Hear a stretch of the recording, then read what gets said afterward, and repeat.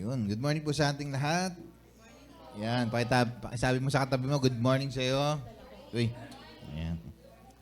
Yan. Mag-speak ka ng blessing sa katabi mo. Unat mo yung kamay mo sa katabi mo. Mag-speak ka ng blessing. More blessing. Success, victory, and sa bawat isa sa amin. Yes, Lord. Yan. Yun. Yan. Welcome po sa atin ngayon. At ganoon din po yung mga nasa online. Yeah, good morning po sa atin.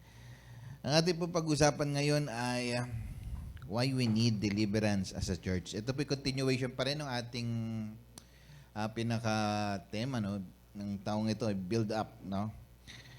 Kung paano tayo dapat ma-build up as a church, no? As a Limitless God Church, ay ano ba dapat nating gawin pa, no? Doon papasok itong ministry ng deliverance. Pero bago yan, tayo po na manalangin. Hallelujah, Lord, we honor you, God, in this place. We lift your name on high. Ikaw lamang po, Panginoon, ang sikat sa lugar na ito. Walang iba. Ikaw lamang po ang maitanghal, Panginoon. We welcome you, Holy Spirit. Feel free to move. Minister to each one of us here, Holy Spirit. Fill us, empower us. Give us understanding of your word. At hindi lang ito pinapakinggan ko, di may pamuhay sa aming buhay. Ano man ang gawa ng kaway na si Satanas, sinasaway ko in Jesus' name. I declare this place a holy ground. As I share your word, let your will be done at mine, Panginoon. Thank you, Lord, in Jesus' name. Amen. Yan. Why we need deliverance as a church? No? Bakit nga ba kailangan? No, lalo't nag-i-start ang church na ito. Bakit nga ba kailangan pumasok itong ministry ng deliverance? Ano ba yung deliverance? No? Ang deliverance is setting the captives free. Pagkapalay sa mga gawa ng kaaway minsan sa ating buhay. Mga struggle natin sa buhay na paulit-ulit na nangyayari. Parang nagiging habitual sin, no? Palagi ang nagagawa. Lagi kang magagalitin. Halimbawa, tanin mo katabi mo, magagalitin ka ba? Lagi ka bang bugnutin? Yun, no? Minsan, mga paulit-ulit na ginagawa na mali, no? Pero ayaw mong gawin, pero minsan, yun ang gusto mo pa rin gawin. Parang si Paul, no? Sabi sa Bible, no, yung gusto kong gawin siyang yung ayaw kong gawin siyang ginagawa ko. Yung gusto kong gawin na tama pero siyang hindi ko magawa, no? Si Paul na 'yon, no? Na apostle ng Panginoon. Pero may struggle pa rin siya, no? Kasi nga we are living in the fallen world. Nandito pa rin tayo sa fallen world na kung saan merong sakit, merong kasalanan, may disaster, no? At kung ano-ano pa, no? Ng mga negative na nangyayari sa kapaligiran natin. At dito papasok ang deliverance, no? Ang deliverance is setting the captives free. Hindi lang yun, kundi part din yun ng cleansing, paglilinis, no? Kaya tayo lagi nagde-declare ng cleansing ng blood ni Jesus, no? Para tayo nagpapaayos lagi. Every time din mag-partake tayo ng bread at yung wine na iniinom natin, bago natin i-partake yun, we release forgiveness. Kung kailangan mag-release ng forgiveness o humingi ng tawad sa mga nagawa natin kasalanan sa kapwa natin, sa sarili natin, and even kay God, no? Ginagawa po natin yan. At ang part din ng deliverance ay fast growth. Ibig sabihin, mabilis na paglago, no, sa buhay Kristiyano. Okay? Why we need deliverance as a church? Lalo itong church na ito, na kinabibilangan natin, Limitless God Church, ang church na ito ay moving in the ministry of deliverance. Bakit nga ba, no? Kailangan natin yan. Number one, in deliverance ay para ma-receive natin yung salvation and restoration natin, no? Kasi ang church, tao kasi ang church, no? Kaya napakalaga na ma-receive muna natin ang salvation, yung kaligtasan, no? Ang sabi doon, love the Lord your God with all your heart and with all your soul and with all your mind and with all your strength. And second, love your neighbor as you love yourself. There's no commandments greater than this. bago tayo mag-build up yung church na ito, kailan magpaayos tayo muna kay Lord. Talagang nagkaroon tayo ng salvation. Tinanggap natin ba si Lord sa buhay natin bilang ating Panginoon na tagapagligtas? Napakahalaga yan, no? Na minamahal natin ang Panginoon, no? Love the Lord your God with all your heart, no? With all your soul, and with all your mind, and with all your strength. Kailangan natin kilalanin muna, tanggapin natin si Jesus Christ as Lord and Savior, no? Sabi yan sa John 3:16, "For God so loved the world that He gave His only begotten Son, that whoever believes in Him shall not perish, but have everlasting life." Kailangan kilalanin natin muna si Jesus sa ating buhay, personal, at magkaroon tayo ng salvation. Doon nagkakaroon ng kaligtasan. Doon tayo nagkakaroon ng eternal life once we accept Jesus Christ as Lord and Savior ng buhay natin. At pinapalaya tayo, dinideliver tayo mula sa kasalanan. No? Once na tinanggap natin si Lord na nagsisi tayo sa ating mga kasalanan at tinatanggap siya bilang ating Panginoon at tagapagligtas. Doon papasok yung salvation. At pinapalaya tayo, dinideliver, nagkakaroon tayo ng deliverance from sin, no? Mula sa kasalanan. At tayo napapatawad sa ating mga kasalanan. Sabi sa 1 John 1:9, "If you confess your sins, He is faithful and just to forgive us and cleanse us from all unrighteousness." No? Doon pumapasok itong ministry ng Panginoon, yung deliverance, yung pagpapalaya. Ano pa? Yun nga, restoration. Ano sabi doon sa pangalawa? The second, love your neighbor as you love yourself. Tanungin mo katabi mo, mahal mo ba ako? No? Love your neighbor as you love yourself. Dapat maging totoo ang pagmamahal natin sa isa't isa dito sa church. Hindi siya fake love.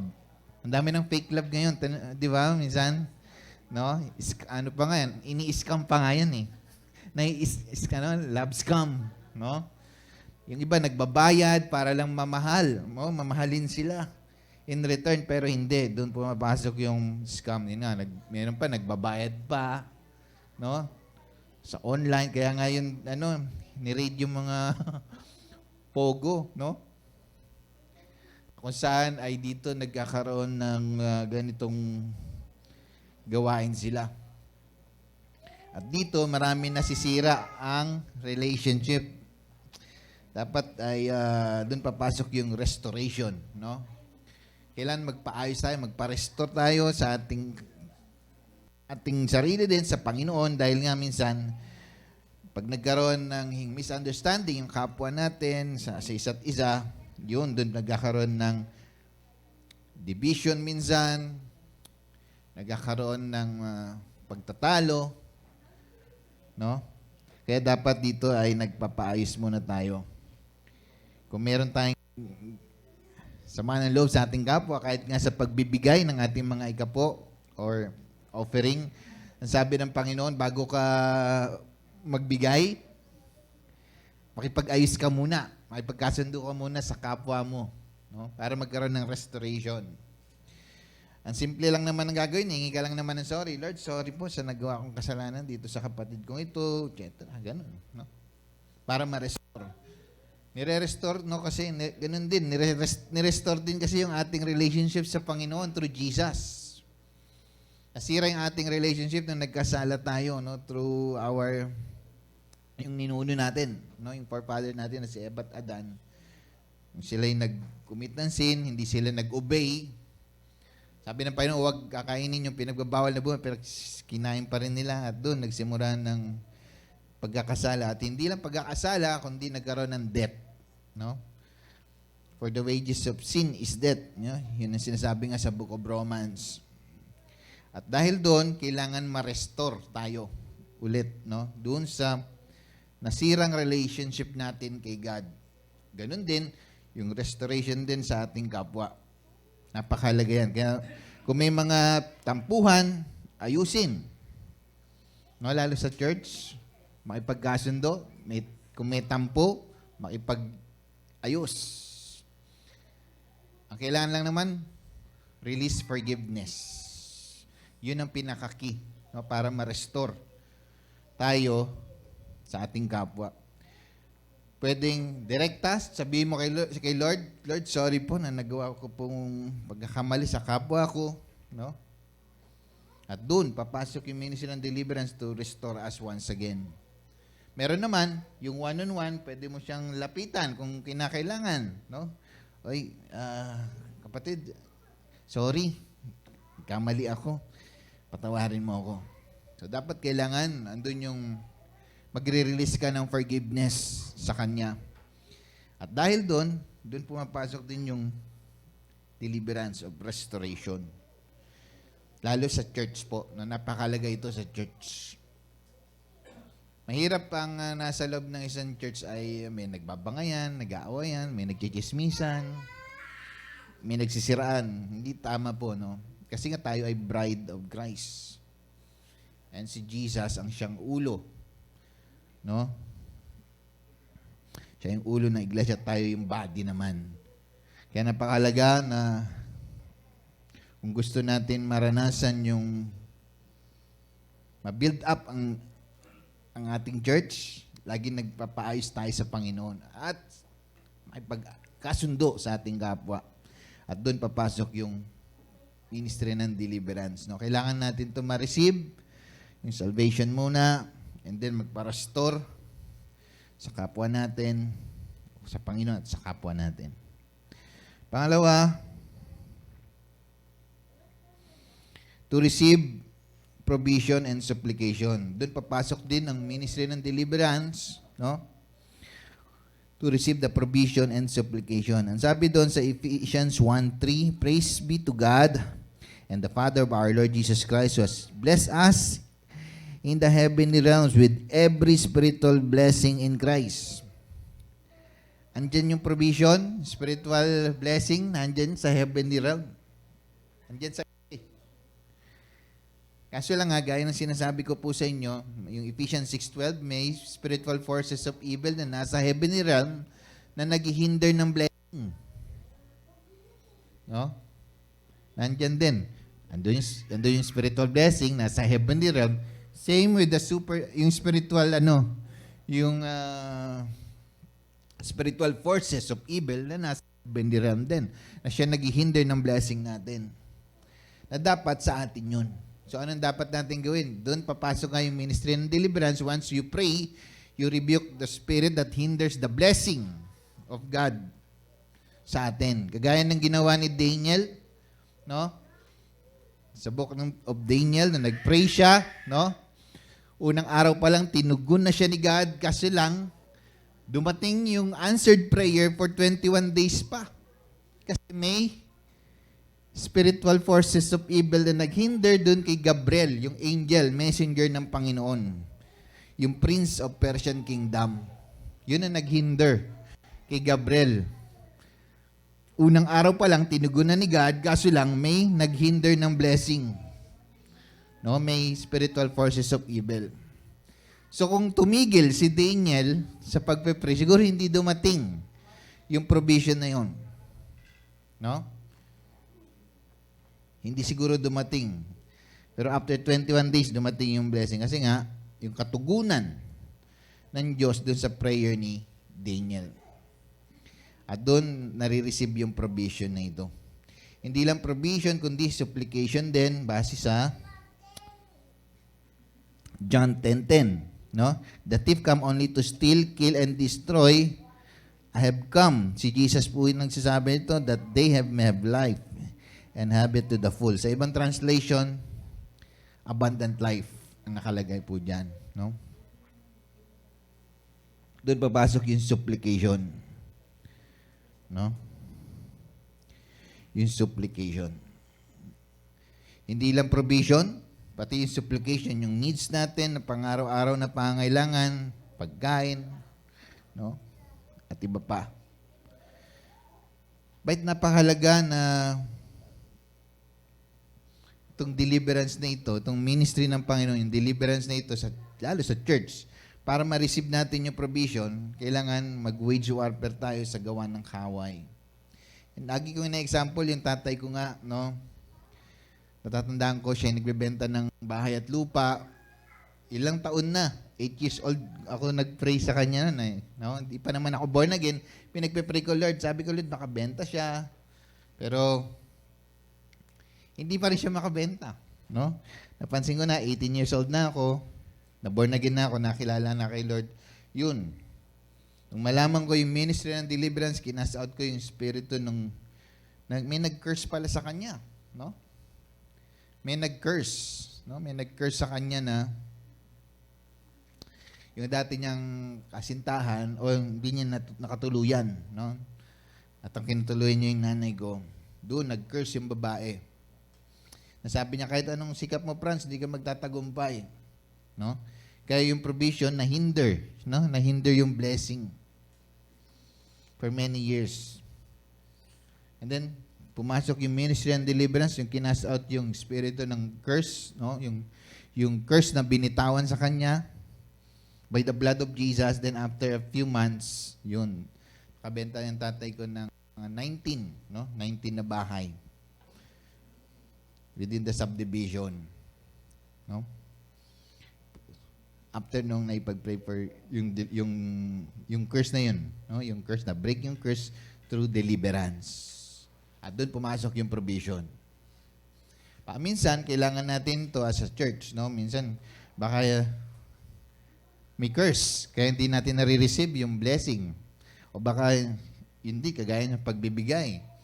No? Sinasabi sa Malakay yan, no? Sa Malakay 3:10, no? Ibigay yung bumbuo, yung mga ikapo, yung 10% of your income, sa Panginoon yan, binibigay. Kung saan ka kabilang na church, kung saan ka doon ka kumakain ng spiritual na bagay, no? Sa salita ng Panginoon, doon ibinibigay yun. Hindi kung kani-kaninong church lang, kung saan ka kabilang. Kung saan ka doon ay spiritual family mo, doon ibinibigay. Bakit? Kapag hindi kasi nagbibigay, may curse.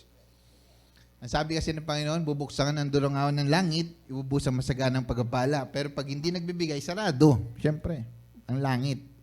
At walang may buhos kasi may devourer, may nagnanakaw. At pinapatotoo nyo na yan. Nakarinig na tayo last week ng mga patotoo. No? Pero once na ibinigay mo yan kay Lord, yun papasok yung provision, yung supplication. No? At kung may utang din, pwede makancel yung debts kung kinakailangan. Doon papasok yung ministry ng deliverance as a church, no? Itong church natin. Kaya napakalaga din, no? Tayo nagbibigay para mawala yung devourer, yung maghihinder ng harvest mo. No? Yung demon kasi siya. So papasok dito yung ministry ng deliverance. Kaya kung mamaya, kung meron kayong matagal ng pinagpe-pray na magkaroon kayo ng provision, maybe this time, ito na yung time na ma-receive nyo yung provision and supplication. Kaya napakalaga na to start up or to build up tong church natin, pasimula, kailangan magkaroon muna tayo ng deliverance kay Lord at ma-receive natin yung provision para masira yung naghihinder ng blessing sa atin. Third, to receive health and wealth. Ang sabi sa Jeremiah 30:17, no? But I will restore you to health and heal your wounds.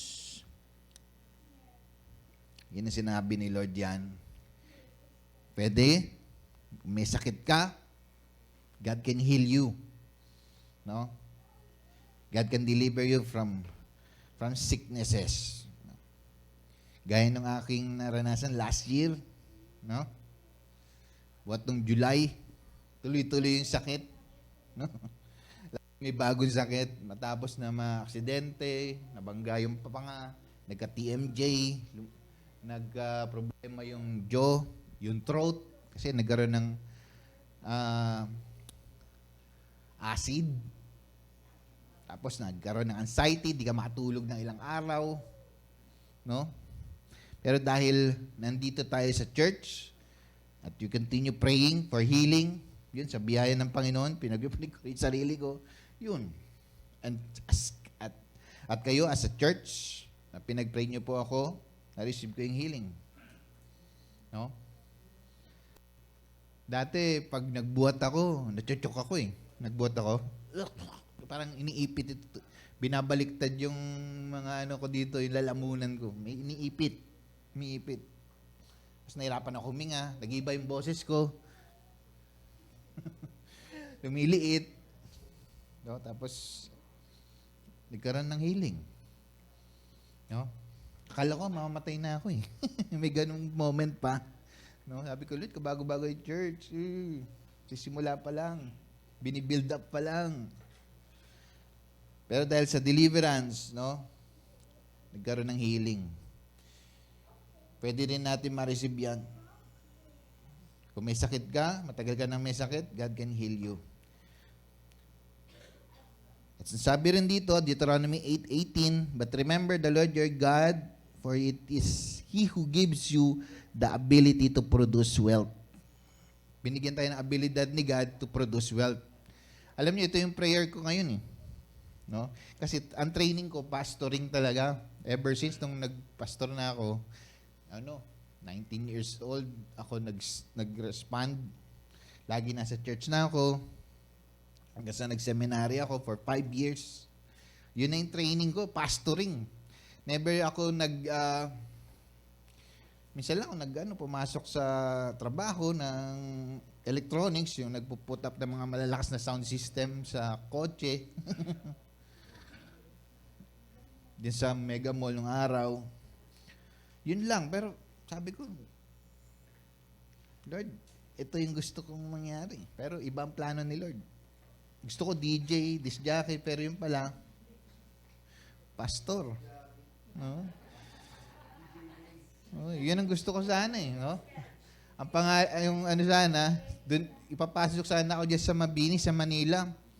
Ambassador ang pangalan. Akala ko Ambassador for Christ. Yung pala Ambassador kung saan yung mga babae doon, napakaliliit ng damit. Yung ibang nakalimutan magdala ng damit. Yun. Pero hindi naman ako pumasok doon. Buti na lang. Siyempre, hindi ako pinayagan na pumasok doon ng Panginoon. Yun pala, nagpastor nga ako. Pastoring eh.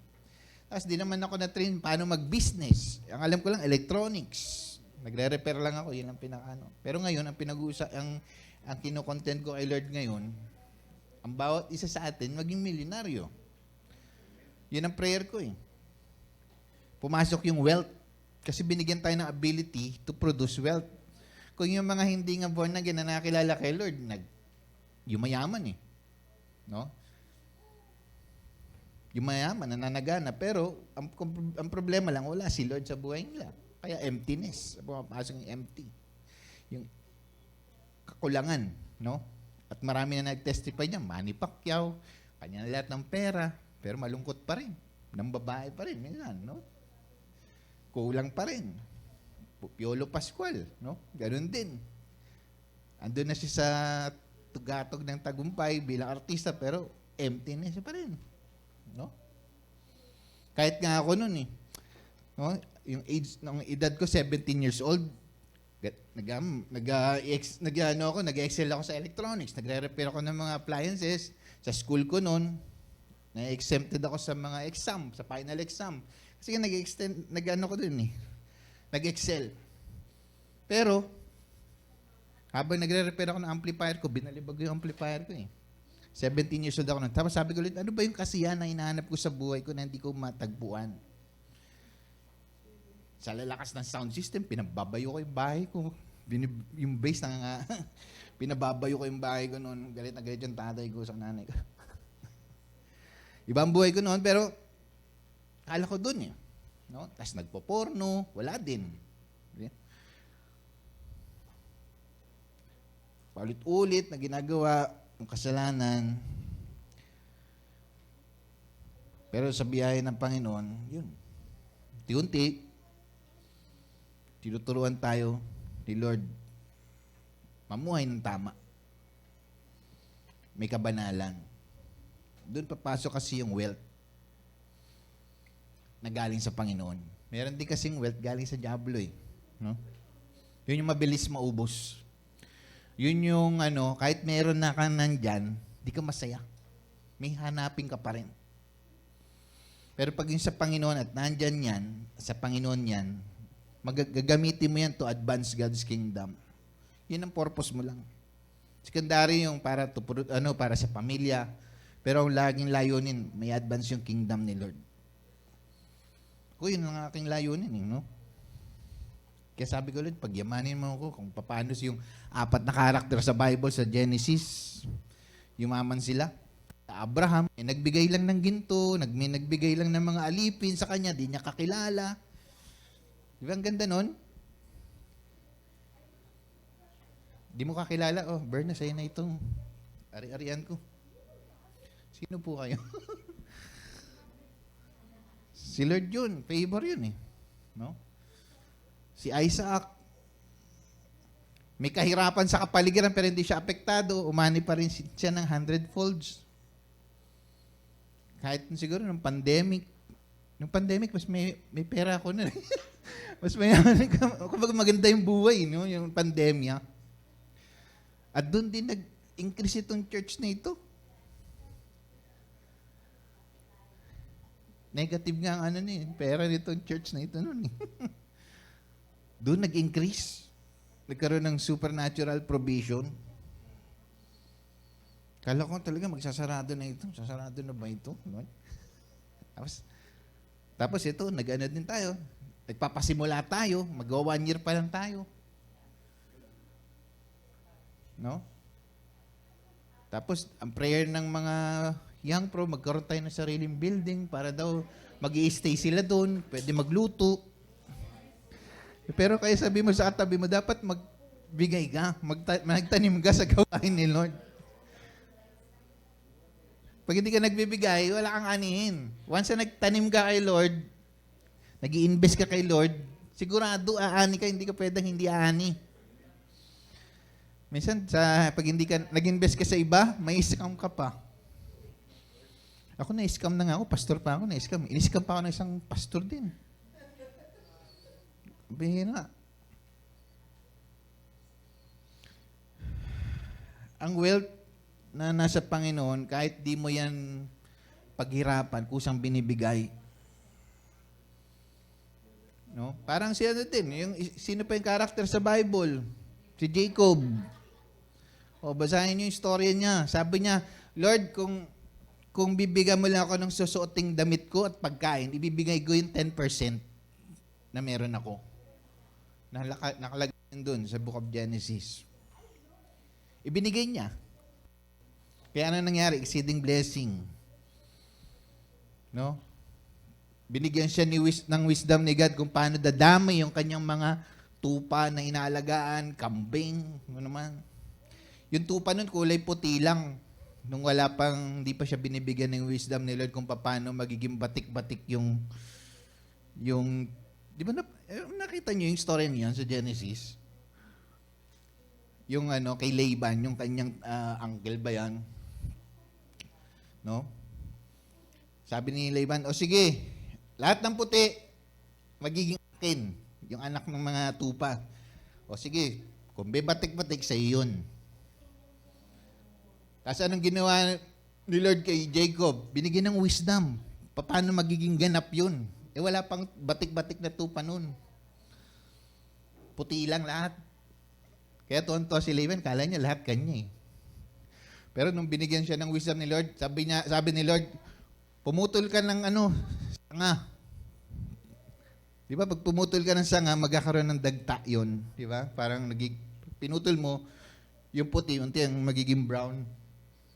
Tapos ang ginawa niya, nilagay niya, itinusok niya yung ang yun doon sa may batis kung saan umiinom yung mga tupa. Di habang yung mga inahin o yung mga nanay na tupa, tinitignan nyo yung stick na tinusok ni Jacob. And then, nung nanganak na, miracle took place. Ang daming batik-batik. Ilan lang yung puti. Kaya siya yumaman. Exceeding blessing, yun kanya natanggap.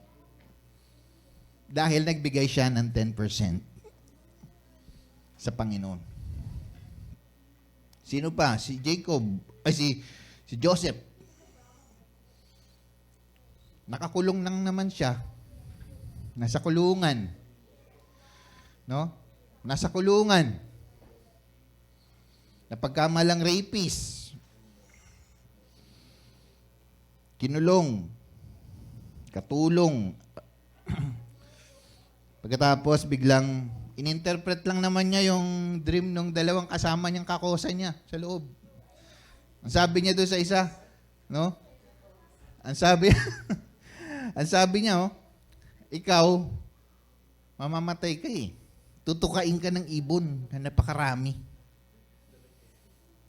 Tapos ikaw, magiging cupbearer ka. No? Ininterpret niya yung dream. And then, naganap. Yung isang tao na interpret niya yung dream, talagang siya ng ibon. Tinuka siya ng tinuka. Gano'n namatay. Tapos yung pangalawa, naging cupbearer nga nung paraon. Tapos yung paraon, naghahanap ng mag-i-interpret ng dream niya. Kasi lang, hindi siya nako-convince ng mga nag-i-interpret kasi counterfeit eh. No?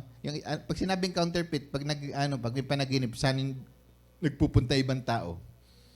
Diba sa mga crystal ball, pupunta dun sa mga tarot card, no? Sa palm reading, mga counterfeit po yun eh. No? Pag-interpret yung dream, di ba? Pag-ahas daw, sabi nila, swerte. Kaya noong August 8, 1988, yung 4 na 8 yun, pinaniniwalaan ng mga Chinese noon na swerte daw yun yung taon na yun. Pero sa Bible, kung i-interpretin yung dream, pag-ahas, siya? Serpent spirit. Parang siya yung ahas na nakipag-usap kay Eva Dadan. Di masama. Yung iba nga, di ba, pag may dragon sa bahay, yun pa, pampaswerte daw yun. Pero kung interpret mo sa biblical interpretation ng dream, yung dragon? Si Satanas. Dapat wala kang dragon sa bahay. Baka may dragon ka. No? Dragon magalit. Kaya naghihinder ng ng wealth. Kami, pag nagre-redeem kami ng bahay, ang dami minsan nakalagay mga punsoy, may kabayo, na may tas may isda, na counterfeit. Yung palaka, merong coin na nasa dila eh. Pero kung titignan mo sa biblical interpretation, saan ba nakalagay yung coin? Sa isda. Yung panahon ni Peter yon, yung kay Jesus. Dumating si Peter, Panginoon, andyan yung tax collector. Wala pambayad. Ano sabi ni Jesus? Pumunta ka doon sa laot. Unang mahuli mong isda, buksan mo yung bunganga at andun yung pambayad natin. Yun yung coin. Oh. Kita mo, counterfeit. Kina-counterfeit. Oh. So yun, no? After na ma-interpret ni Joseph yung dream ng paraon, ano nangyari? Promotion kagad mula sa kulungan. Ginawa siyang gobernador. Si Solomon din, no? Bakit siya may ganung sobrang yaman? Kasi ang prayer lang naman niya, bigyan lang siya ng wisdom at saka to govern. Kasi bata siya, hindi niya alam paano mag-govern. Hindi niya alam mag-lead ng mga tao. Kaya yun ang prayer niya. Then all of a sudden, sabi ni Lord, kahit hindi mo ito hiniling, ibibigay ko sa ito. Yaman, saka 40 years of reign, no? Long life. Kaya siya yung yumaman. Dahil sa yaman niya, anong ginawa ni Solomon? Nag-burnt offering siya kay Lord. Hundreds of burnt offering na supposedly dapat 10 lang. Siya 100. Kaya nag-uumapaw yung kanyang pera. Even though yung lifestyle niya iba, nagkaroon siya ng 1,000 na kababaihan sa buhay. Oh. Tanong mo katabi mo, ilan ba naging babae mo sa buhay?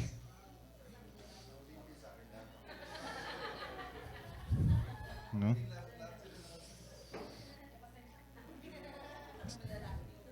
Si Solomon, nagkaroon siya ng babae, 700 na kalahi o Israelites. Tapos 300 na hindi naman niya kalahi.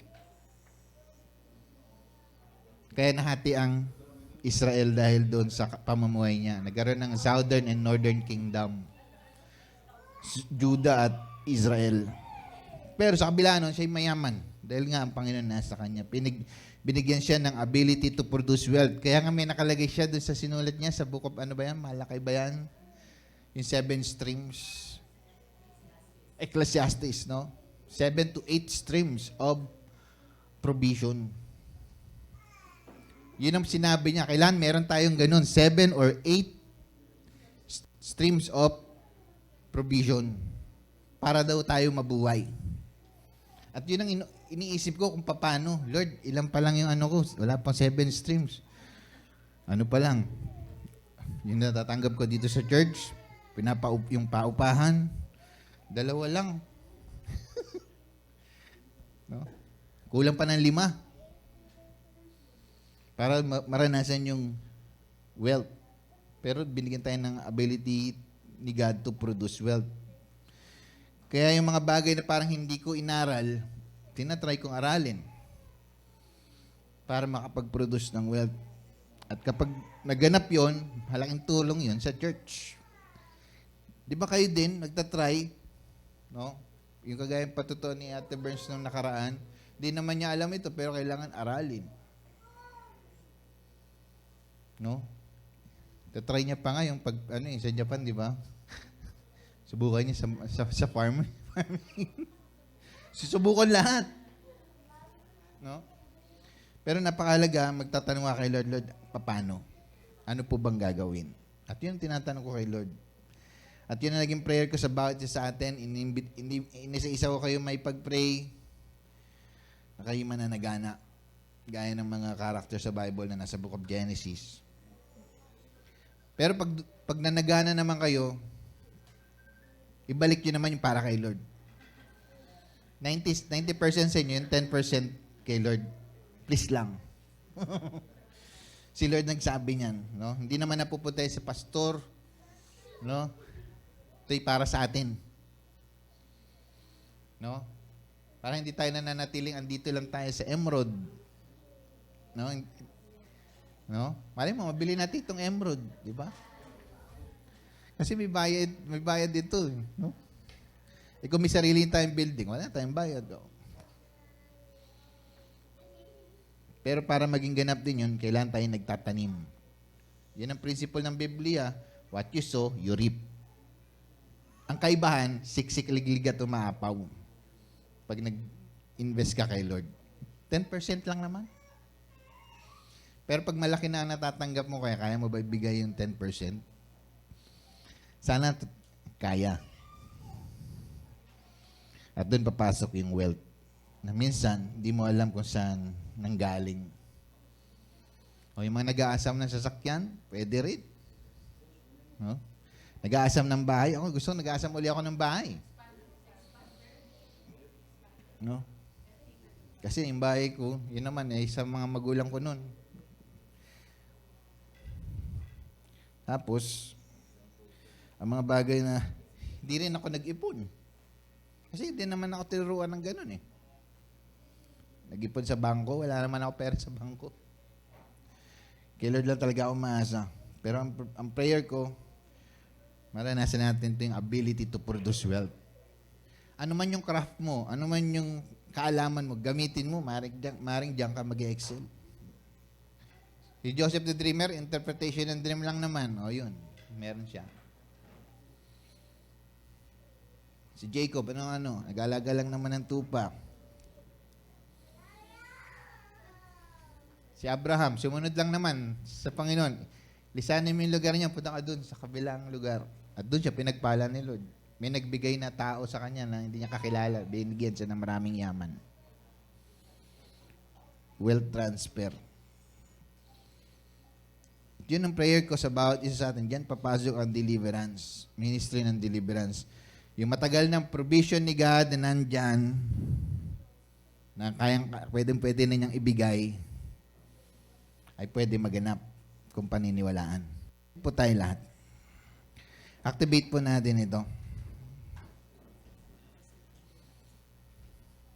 Now, activate lang po na natin ito, and then we will do repent, confess, and renouncing. And then we will do the actual deliverance. Lord, right now,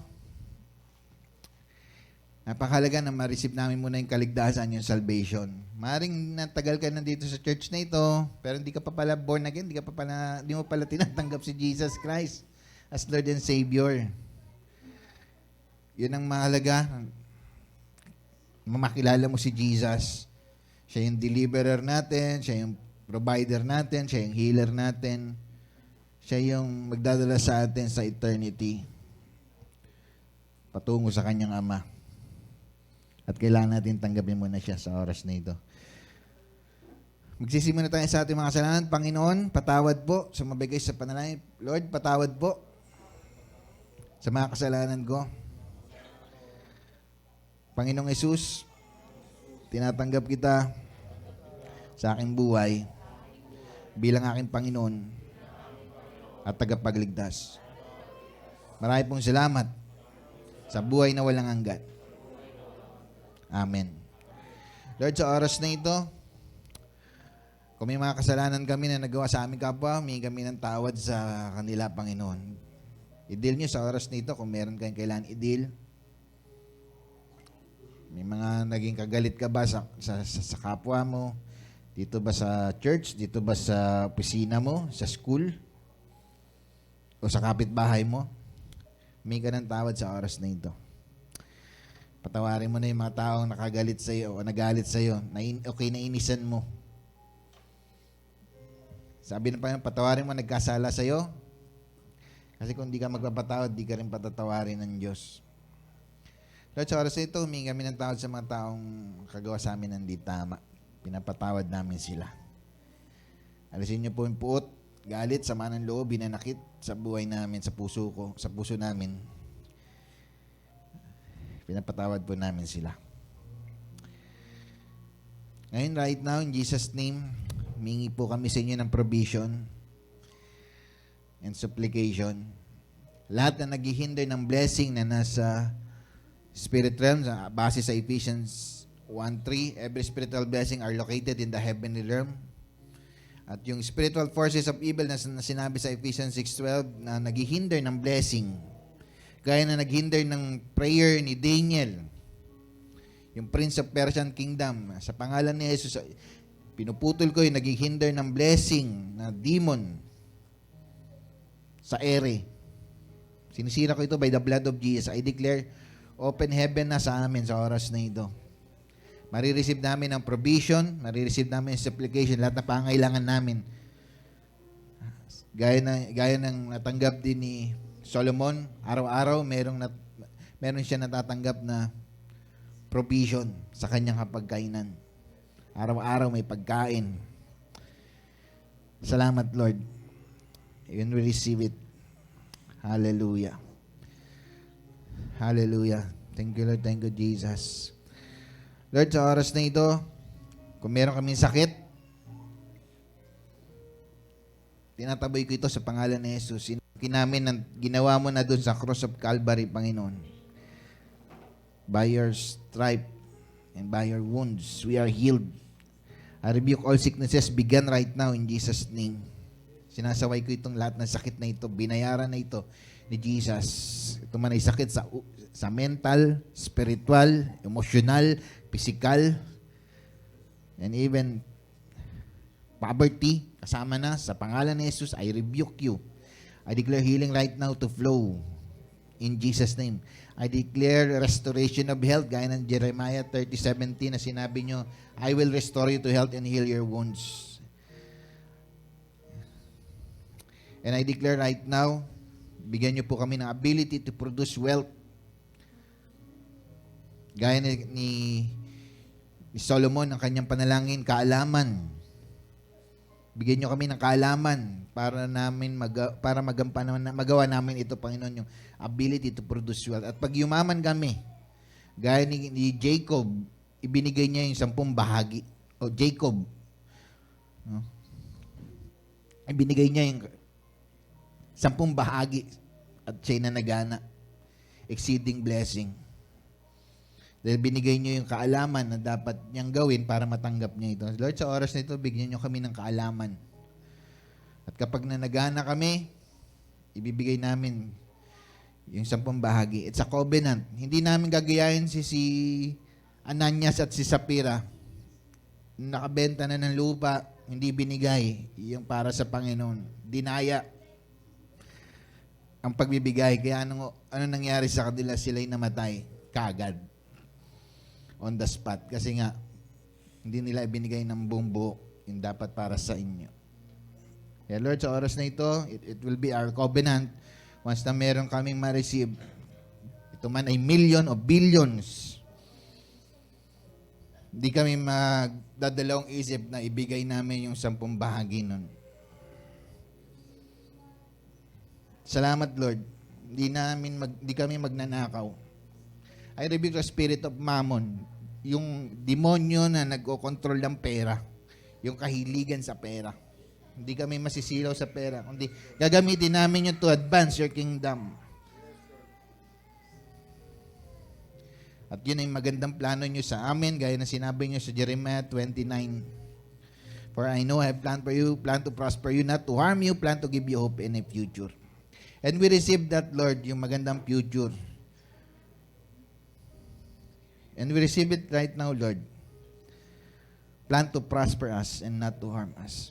Thank you, Lord. Thank you, Jesus. Thank you for your deliverance upon your people. Hallelujah. Thank you, Lord. Sige, pwede tayong umumpo just to receive continuously ating deliverance. So next slide, Joe.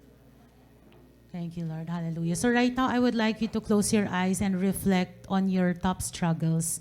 Nagpadala po ako ng deliverance checklist sa ating GC. Is there anything that paulit-ulit na struggle nyo, paulit-ulit na struggle ng pamilya nyo, may pattern na napapansin kayo na sakit, financial problems, anything na problem sa pamilya? Take note of that. And right now, sige sabihin nyo, tingin tayo dito sa natin, slide. Lord, I stand in the gap on behalf of my generational bloodline, my father's side. Sabihin niyo yung apelido, San Victores, and my mother's side, Lovely. Apelido ng nanay niyo po nung dalaga siya. I confess, repent, and renounce these spirits in me and on behalf of my family in Jesus' name. Sige, next slide.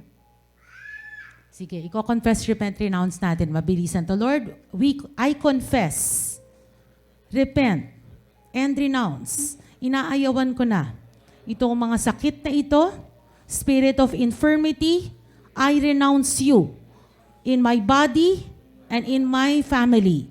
In Jesus' name. Respiratory infections, cardiovascular diseases, mental health disorders, I renounce you. In Jesus' name. Chronic respiratory diseases, diabetes, musculoskeletal disorders, I renounce you. In Jesus' name. Digestive disorders, infectious diseases, cancer, I renounce you. In Jesus' name. Skin disorders, I renounce you. In Jesus' name. Kung gusto nyong pangalanan yung eksaktong sakit nyo na dinayagnos sa inyo ng doktor, pangalanan nyo. Kung hindi na-mention doon. Kung sa thyroid yan, sa endocrine system, pangalanan nyo. Sabihin nyo, I renounce you. Inaayawan na kita. Sa pamilya ko, sa sarili ko, in Jesus' name. Sige, ngayon naman, pupunta tayo sa top strongholds na nararanasan natin. Sabihin nyo, spirit of rejection.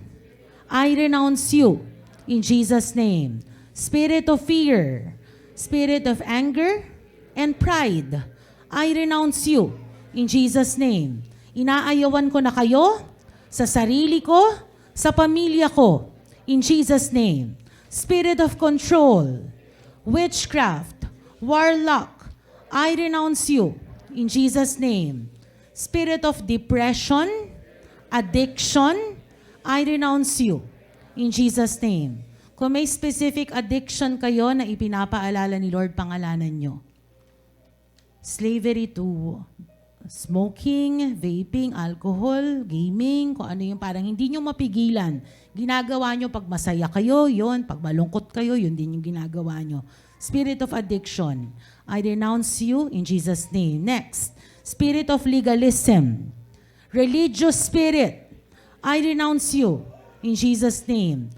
Spirit of deception na dumadaloy ngayon sa body of Christ, I renounce you in Jesus' name. Spirit of poverty and lack, yung kahirapan na dumadaloy sa family line, I renounce you in Jesus' name. Sumama ka na rin, spirit of debts. Lahat ng mga may utang ngayon, I renounce you in Jesus' name. Spirit of lust, sexual immorality, I renounce you in Jesus' name. Thank you, Lord Jesus. Hallelujah. Sige, patuloy natin. Itong mga tong spirits na to, nababasa nyo siguro sa TikTok or sa social media, papangalanan natin kung lumipat sa atin to. Spirit of Jezebel, Leviathan spirit, I renounce you in Jesus' name. Baphomet, Lilith, Beelzebub, I renounce you in Jesus' name. Asmodeus, Kundalini, I renounce you in Jesus' name. Spirit behind trauma and abuse, I renounce you in Jesus' name. Kung pinapaalala ni Lord, ngayon, kung may na-experience kayo na masalimuot nung bata man kayo at ngayon daladala nyo, ngayon na ang araw na to, na papalayain kayo ni Lord. So sabihin nyo, inaayawan ko na lahat ng trauma, lahat ng abuse, lahat ng church hurt na naranasan ko. In Jesus' name. Spirit of unforgiveness, I renounce you. In Jesus' name. I release forgiveness sa mga taong ito. Sige, kung pangalanan nyo, kung nandito yung tao, sa mind nyo na lang, nababasa naman ni Lord yung mind natin. Sige, pangalanan nyo yung tao kay Lord na pinapatawad nyo na. Lord, pinapatawad ko na itong mga taong ito. Tapos patuloy nyo na rin, Lord, I also forgive myself. Lord, pinapatawad ko na ang sarili ko sa araw na ito. Kung hindi ko man mapatawad ang sarili ko, buong buhay ko, ngayong araw na ito, pinapatawad ko na. Pinapalaya ko na ang sarili ko. At kung meron kayong kahit munting tampo sa Ama natin sa langit kay Lord, patawarin nyo na siya sa araw na ito. Lord, pinapatawad na kita sa araw na ito. Pasensya na, Lord, kung minsan nagtatampo ako sa inyo. Kung kine-question ko kayo, kung nagda-doubt ako sa inyo, kung dinidishonor ko kayo. Lord, sorry po. Patawarin niyo ako, Lord. Pinapatawad ko na rin kayo, Lord, sa araw na ito. Sinabi niyo, Lord, kung hindi namin kami magpatawad ng iba, hindi niyo rin kami mapapatawad. So, Lord, ngayon, tinatanggap namin yung forgiveness niyo. In Jesus' name. Sabihin niyo, spirit behind ungodly soul ties and curses, I renounce you. In Jesus' name. Spirit of death, suicide, accidents, I renounce you. In Jesus' name. Sige, Pastor.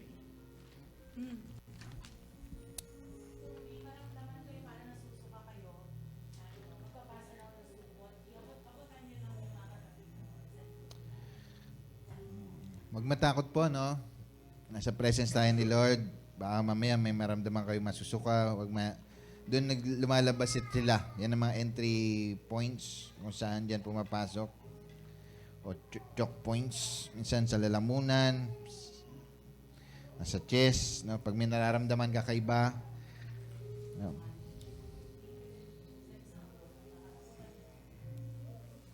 God is here. God can set you free.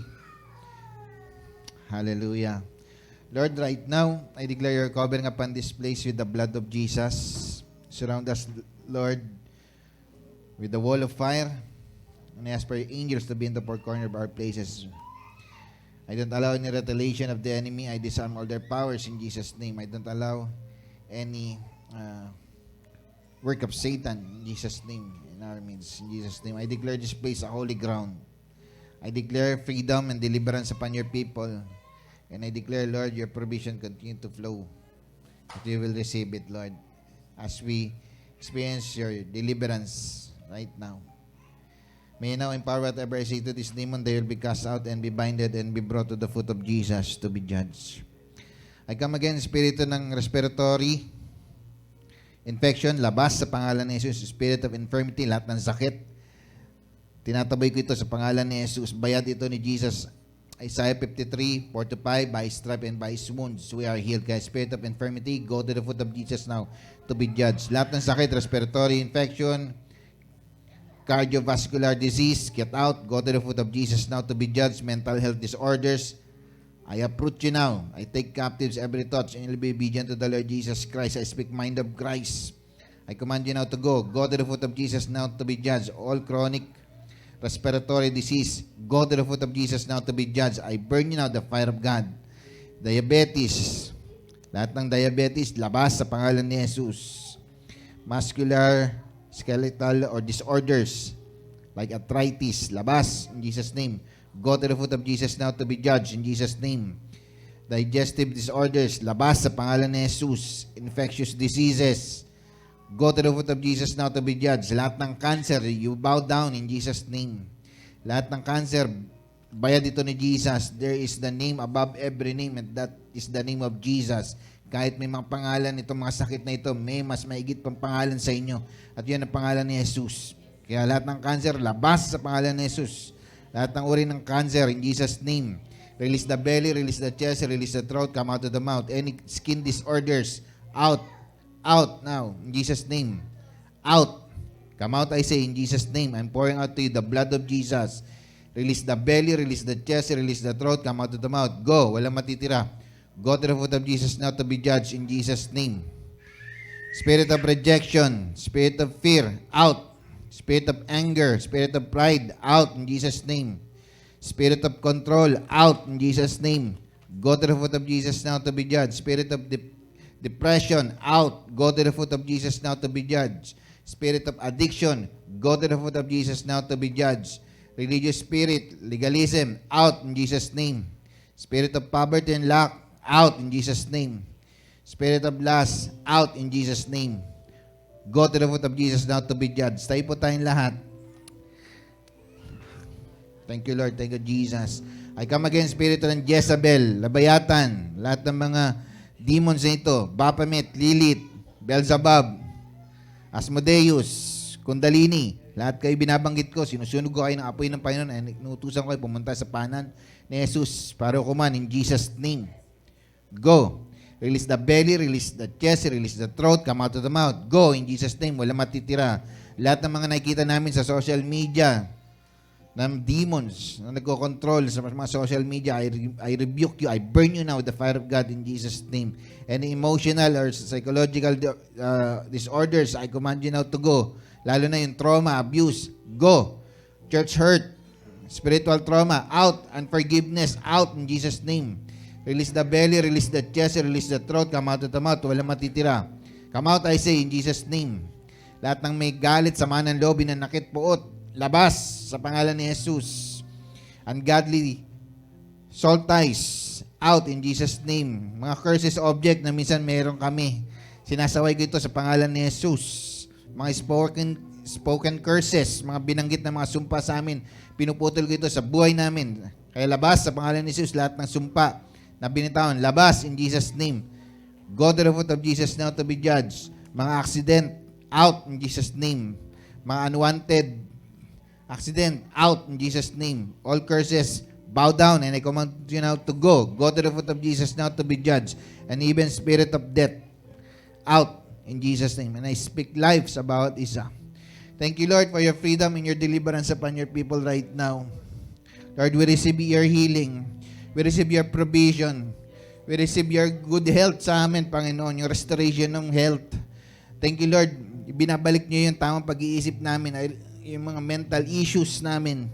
Lord, salamat, Lord, sa oras na ito. Kami malaya na sa sumpa ng karuhaan, kahirapan, dahil inako nyo na yan sa cross of Calvary. 2 Corinthians 8:9, even though you are rich, you became poor so that you might become rich. Lahat ng sumpa, inako nyo na dun sa cross. Dahil sinabi nyo yun, Panginoon, ang isinabit sa puna ay sinumpa upang ma-receive namin yung pagpapala. Maraming salamat, Lord. We receive that provision. Salamat sa wisdom na ibibigay mo sa amin, the ability to produce wealth, gaya ng kay Solomon, kung paano kami mananagan. At itong perang ito, kung ito'y kami pagkapalayan mo, magagamitin namin sa advancement ng iyong kingdom. Huwag niyo pong hayang maging kagaya kami ni Ananias si Sapphira, na dinaya kayo, Panginoon. Kaya namatay sila on the spot. I pray, oh God, Lord, na pag ma-receive namin ito, ibibigay namin yung tent, yung 90 sa amin. Hindi naman nyo kinukuha yung tent, Panginoon, kundi nais nyo lang kami pagpalain pa. And I declare, God, supernatural provision mag-flow sa bawat isa sa amin. Lahat ng debts, kung karapat dapat kami makancel, Lord, cancelan ng debts, I declare supernatural cancellation of debts. Sa mga nangailangan financial, I declare miracle money, kagaya ng naranasan ni Peter, doon sa isda, na kung saan binuksan niya yung bunganga, doon nagkaroon ng coin na pambayad sa mga taxes nila noon. And we receive that miracle money, Lord, sa mga ATM namin, sa mga bank account namin, Lord, mga gulat na lang kami, meron kaming amount na ganung halaga na hindi namin nakalain saan ang galing. Lord, I declare, Lord, magkakaroon kami ng mga bahay na sarili. At itong church din na ito, Limitless Gadgets, magkakaroon ng sariling building in Jesus' name. Hallelujah. I declare, Lord, mula ngayon, marireceive namin itong pagpapalang ito dahil lahat ng naghahadlang ng mga pagpapalang dapat sa amin, mga spiritual blessing, ay amin na natatanggap sa oras na ito. I declare open heaven sa amin. I declare increase of faith. I rebuke doubts. Lord, renew our mind. I speak mind of Christ, itong utak na ito. I declare kingdom mindset ang utak namin in Jesus namin. Kung paano mag-isip si Jesus, ganun din kami mag-isip. Lord, I declare, God, hindi lang ito nasa spiritual. Lord, I declare, God, it will manifest into the natural. Salamat, Lord. Salamat sa inyo, Panginoon. Thank you, Lord, for this opportunity for building this church once again, build up. I pray, Lord, this year, this church will be a prosperous church. Hindi lang dito sa Antipolo, kundi kahit yung mga magiging church sa Pampanga, magiging church sa Zamboanga, at magbubukas pang ibang lugar, Panginoon. I declare, Lord, more souls for your kingdom. And I know, Lord, hindi lang kami nagmumove in the power of the Holy Spirit, the dunamis of God. Hindi lang kami nararanasan yung presence ni God o yung glory ng Panginoon, kundi marireceive din namin yung peso, Panginoon, yung provision. Dahil yun yung paraan niyo para i-advance ang yung kingdom, Panginoon. Yung pagtatanim at kami aani. Marami pong salamat. We claim it, Lord, by faith. In Jesus' name. Amen. Lord, as a raised man toward these people, I declare, Lord, your provision continue to flow. I declare, God, Lord, your anointing continue to flow, Holy Spirit. And continue, Lord, to pour out more of your blessing. Thank you, Lord. Thank you, Jesus. All praise belongs to you in Jesus' name. Amen. Amen.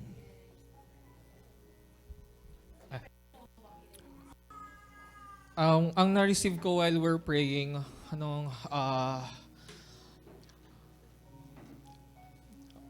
merong may isang hand, no? Demonic hand. Nakahawak siya sa tongue.